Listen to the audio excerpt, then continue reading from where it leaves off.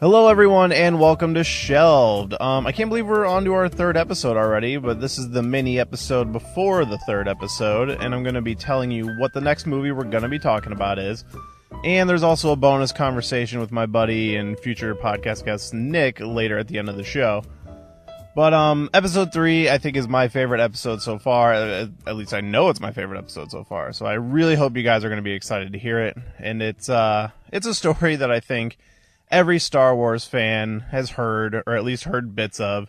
That's right, I brought my friend Maggie in to talk about the original rough draft for George Lucas's Star Wars. Now, this is the rough draft that became all 3 Star Wars movies. It's not just based on A New Hope. So you literally see elements of all 3 of the original trilogy in this script. And I think we had a really great conversation, and I really hope you guys are going to like this one. This is my favorite episode yet. This one is kind of the bar of what I hope this show can be. And, I mean, obviously, I'm hoping to improve with every episode, but so far, this is the one I want to point to as an example of how I want this show to go. I think it was really great. I really hope you guys like it. So, to add a little length to this mini episode, I was at work late one night, and I was sitting down. We were having basically, I don't want to say a late lunch because it was like 10 o'clock at night. We were having dinner at work. We were working real late right now. And I was kind of messing with my recorder, and me and my buddy Nick got talking about Road Trip, which he had watched on Netflix that I had weirdly watched like a few weeks before. And neither one of us had seen it since like it came out in the early 2000s. So we were just kind of talking, and I had my recorder with like a microphone attachment attached to the top of it. So I kind of just like hit the record button as we were talking, and we kind of got into a little bit of like the early 2000s like sex comedies, and we're talking about it. So I thought I'd just kind of throw it on here as a little bonus conversation. Now the audio quality is not like amazing because neither one of us were holding microphones. It was just an attachment on the recorder. But, I mean, it's just a little bonus talk, so, and I kind of want to try this out later for maybe some group discussions, because currently I only have 2 microphones that I can use, but once I get some more, then maybe I can bring in some more people on a regular episode. But, I hope you enjoy this little bonus conversation, and I hope you enjoy me and Maggie talking about Star Wars next week. Or, I'm sorry, on Friday, not next week.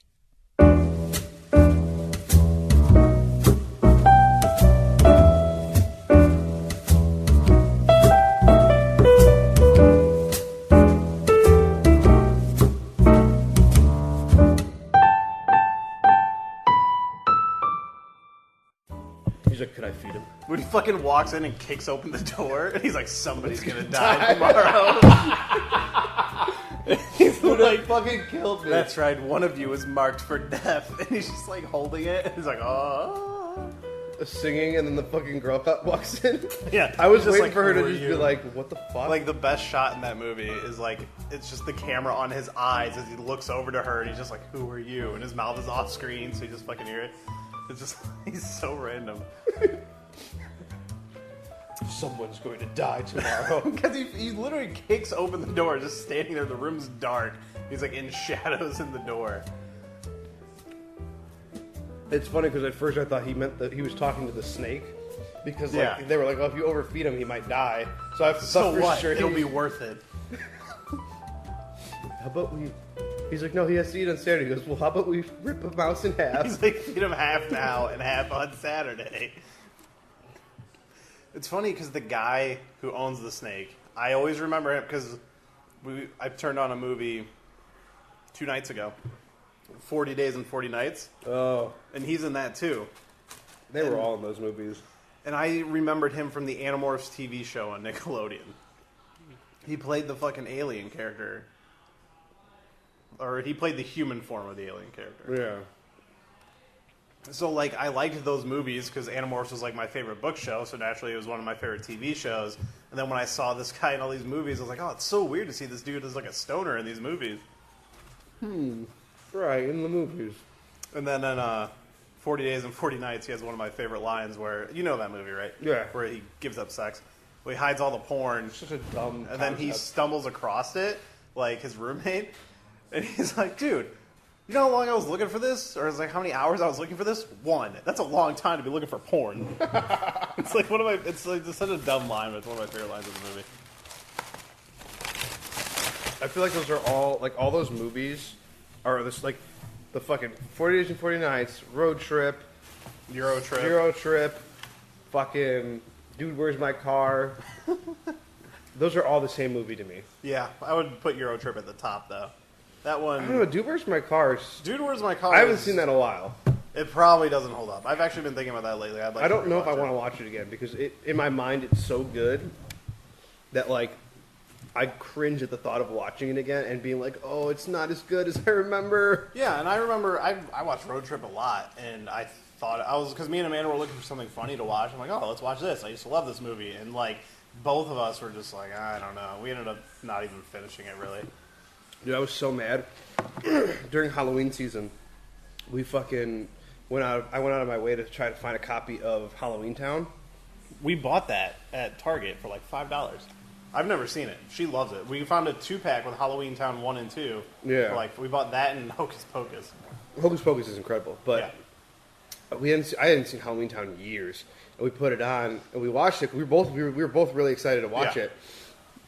And I was like, man, this movie sucks. Yeah. It's so bad. The acting is so Disney bad. Movie, isn't it? Like a Disney TV movie? Yeah, you have to I have to remember that. You know, it's like, oh, these are like not like fucking A-grade stars here, but like 2 years ago we bought Casper. And I don't know when the last time you saw that movie was, but we didn't finish it. It's like that and the Addams Family movie I don't think hold up as well as Addams Family still does to me. I think parts of it do. Because we were watching it at home and we ended up turning it off pretty much after the point where Fester kind of shows up again. Yeah. But then we watched it here at work and there's some stuff beyond that I kind of get into. But there's a lot of hokey stuff in there. Yeah, but it's like in the spirit of the movie is like that whole like weird, quirky, gothic thing. Yeah. I fucking love the old black and white TV show, though. Mm-hmm. I could marathon... I love a lot of old black and white TV. I could marathon that Dude, stuff. Munsters was my shit. Yeah, Munsters. Twilight Zone is a big one for me. Mm-hmm. I actually really want to watch Euro Trip again. I do, too. Because when it came out, all my friends had seen it. And I was the only one that never saw it, and I saw it years later. I borrowed it from a girl in my grade who was always trying to hook up with me. Yes. And then she dated one of my friends and turned into a psycho. She was like a stalker for a while. But, I don't know. She lent it to me. And then I watched it 20 times.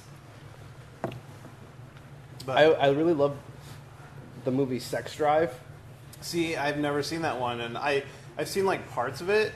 And that's a one, out of all these kind of, fucking teen sex comedy movies, I assumed it was just some because it came out, pretty late in that whole genre.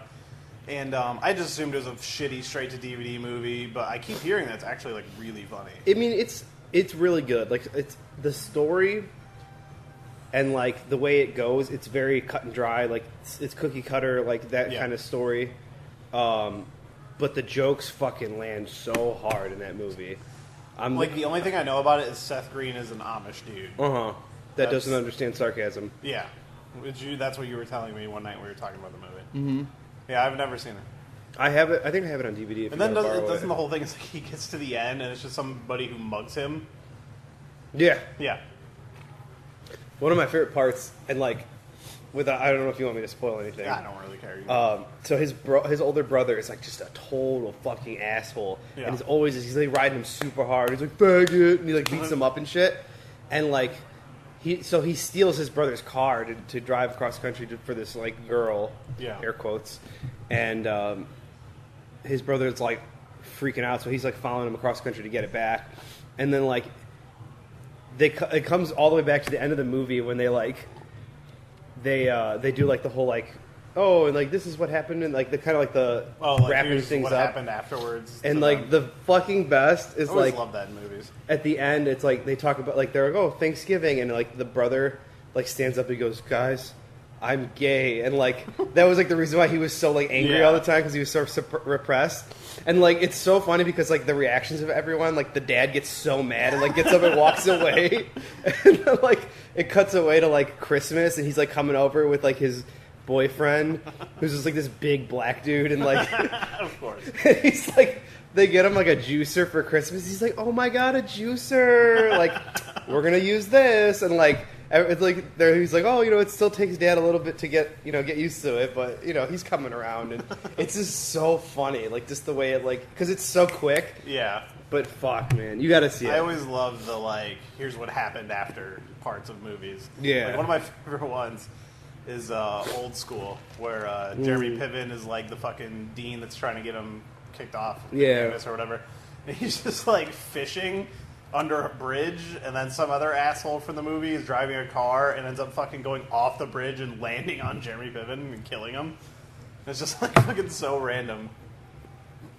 Fuck. I love that too when it's movies where it's just at the end it's freeze frames. It's so and so went on to do this and this and this, and so went on to do this and this and this. I love that because it's I think they did it with Remember the Titans. Yeah, and I think I don't want to say Animal House is the one that popularized it. Did they do that? But they were one of the big ones that did that a long time ago. It's interesting. Because it's something what's his name? The Belushi, John Belushi. It's something because he's the fucking idiot of the movie. My favorite part of that movie is when they're reading off people's grade point averages, and they come to him and he's got 2 pencils in his nose, and the guy's just 0.0.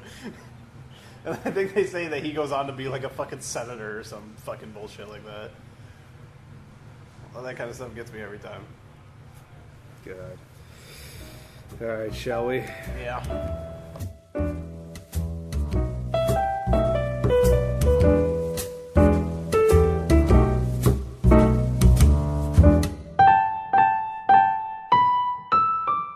All right, and I hope you enjoyed that little discussion about early 2000s sex comedies. So don't forget, this coming Friday, it's going to be the Star Wars. And you can get that script on our Tumblr at shelvedfilmpodcast.tumblr.com. That's always a mouthful.